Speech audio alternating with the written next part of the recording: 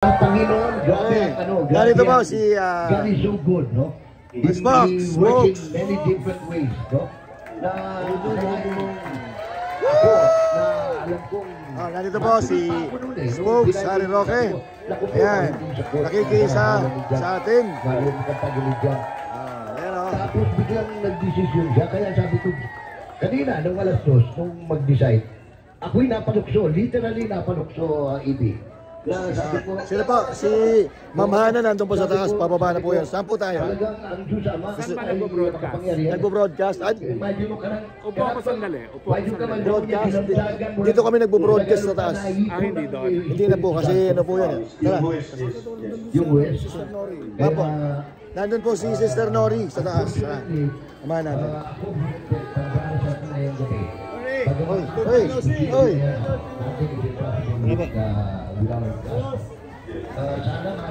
Hello! Ito na po. Ay, dito pala. Ito tayo. Smokes.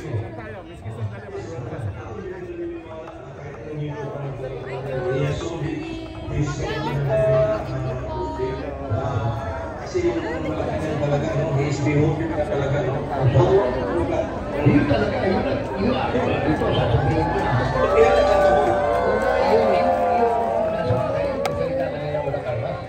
Ano na yun? Demonyo na yun. Demonyo na yun. Hindi pwede tigil. Sir Jay, Nagsisinungaling ka. Lying to your teeth, di ba? Sir. Kaya hindi ka sasabihin. galing mo talaga, Sir Jay. Sir Jay at Sir Indy, meron lang tayo mga babasahin. Reaction sa Ayan, so, kaubanan natin. magbo-broadcast po dito si Sabi niya Tony dito, Roque. ipapakita natin yung kanyang komento at pahayag dito. Pasalamat pala tayo na di terrorist si Hello. Pastor Kibuloy kung hindi patay na tayo. Ihatid lang natin, ha? Na pulis ang Ihatid natin si in the vicinity Spokes, of okay? KOJC compound. Si Osama Bin Laden na may baril yung may mga bodyguard, 79 So, ayan. sila ang pinasok. Si Saddam Hussein na may sariling army. So nagpunta dito si Atty. Harry Roque para makaisa dito sa maliit nating tagumpay. Okay? Kasi yan, nandito pa rin yung mga pulis ngayon kasi si Abalos ay hindi pa rin pumapayag na hindi pa rin sumusuko na talagang gusto pa rin talaga niya or ipinagpipilitan pa rin talaga ni Abalos na nandito si Pastor Kibuloy. At this point, I want to make on record that we are not questioning the authority of the PNP to implement valid warrants of arrest issued by a court of competent Ito pa rin tayo. jurisdiction. Yan, mga nakahiga pa rin yung ating mga military grade. Military grade dito. To arrest the person subject of the warrants of arrest. Nandito pa rin sila sa loob. Ang tanging tanong po ng mga taga-KOJC, Mr. President, ay bakit kailangan mag-deploy ng higit 2,000 na pulis mula sa iba't ibang region para mahuli ang anim Ito yung mga pulis na sinasabi ni Senator Bato. Kailangan ba na pag-implementa ng warrant ay magkampo sa loob at labas ng KOJC compound ang ating mga kapulisan? Tama ba ang ginagawang pagsasagawa ng search operation sa loob ng KOJC compound kahit wala namang na-issue ang korte na search warrant? Ano ang maaaring gawin ng mga miyembro ng KOJC para maprotektahan ang kanilang mga karapatan? Saan pa sila pwedeng humingi ng tulong para matigil ang tila panggigipit sa kanila? Excessive force. Now that less excessive number of deployed police officers. As a former chief of the Philippine National Police, Nandito pa rin tayo, of course. I have not encountered Kasala natin, yung mga operation pulis dito. to implement a warrant Yan. of arrest. Hello.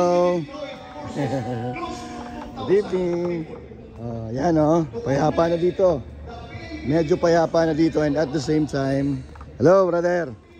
And at the same time, hello. Ayan. Naka-play po dito sa big monitor. Naka-play sa big monitor yung ginagawang hearing dyan sa Senado. At kasalukuyan nagsasalita si Senator Bato de la Rosa. At ngayon nga, nandito na tayo. Kung makikita nyo ngayon, mas payapa. Payapa na po ngayon. At tawag dito. Wala na pong gaano mga pulis, o konti na lang. Allow me to do the math. Less than 300 police Konti na lang po officers sila. to enforce a warrant Ayan. against Marwan. Saan yung mga kasama ko? Wait lang. Pero nandito pa rin yung mga pulis. Kasi ayaw pumayag ni Abalos na pauwiin ang mga pulis. At kanina, yung sinabi ni Bongbong Marcos, na walang karahasan dito sa loob na nangyayari. Nakita niyo naman sa mga video, nagkakapaluan. At sinasabi ni Roque na wala daw may baril. Ayan may mga baril yan. Ayan wala bang baril? Ayan dinapag yung baril. Ikaw Bongbong Marcos Jr. Ikaw Bongbong Marcos Jr. Sinungaling ka. Kaya ang tanong ng mga miyembro ng QJC, Ayan, mas mapangani ba si Pastor Kibuloy kaysa isang most wanted Atty. Harry terrorist? Roque. Mas mapangani ba ang Davao City? Sabi wala daw baril. Ayan may mga baril po sila dyan ito may baril.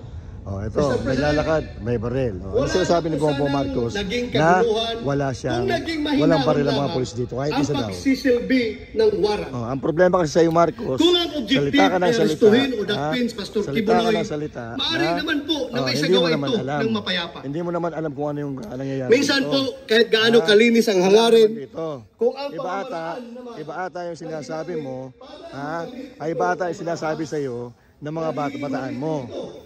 Nagsisinungaling sa iyo, niloloko ka. Naniniwala ka naman. Yan kasi ang problema sa mga politiko na mga pabangagbangag. Ayan Senator Bato de la Rosa, ayan si Boss Dada, at si Ate, hello.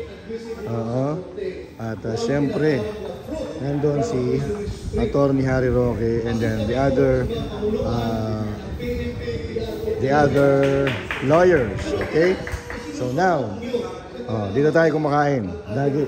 Dito tayo kumakain lagi. Ayan, si Senator Bato de la Rosa. But at least ngayon, mga kabayan, at least ngayon ay payapa na po dito. Payapa at maliwalas. So, konti na lang din yung mga pulis dito. Konti na lang yung mga pulis. wala sanang gulo. Ayan, The overwhelming number of police punta natin dito. camping in front of the gates of QJC with the simple goal of serving a warrant will naturally create fear and tension. Ayan, It okay. has created an atmosphere of terror, the same feeling of insecurity that our law enforcement agencies vowed to wage war against. Ayan, okay. Ito tayo sa kabila. Oy, may mga pulis pa rin pala dito. May mga pulis pa rin pala dito. So, manonood tayo dito ngayon. Nood tayo. Ayan. Ayan napakalaki ng screen. Nandyan si Senator Bato de la Rosa. Ayan. Ayan. Ito nanonood sila. Yun. Ayan, mga kasama natin doon sa kabila. Pagkakampo ng mga pulis sa loob at labas ng QJC compound. Gaano karami po bang bilang ng pulis ang kailangan i-deploy para arestuhin ang isang tao? Ayan, so marami po sila nanonood dito. Mga kasama natin nanonood. Ayan. Nanonood sila. Hello. Yan.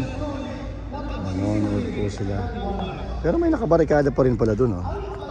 May nakabarikada pa rin doon sa cathedral. Akala ko ba tatanggalin na yung barricades? Pero may barikada pa rin po doon. Ayan Okay, so yan po. Inatid lang po natin si Spokes Harry Roque. At ngayon, naghihintay po tayo ng resulta noong motion, TRO na final. Abang-abang po natin yon. Pero at least, may development po dito. Hindi na ganun karahas, hindi na ganun katensyonado. Medyo payapa na po dito. Alright? Sana magtuloy-tuloy na po ito. And once again, my name is Master Jurea. Saying thank you. God bless you all and to God be the glory. Para sa Pilipinas. para sa Diyos at Pilipinas nating mahal. Thank you.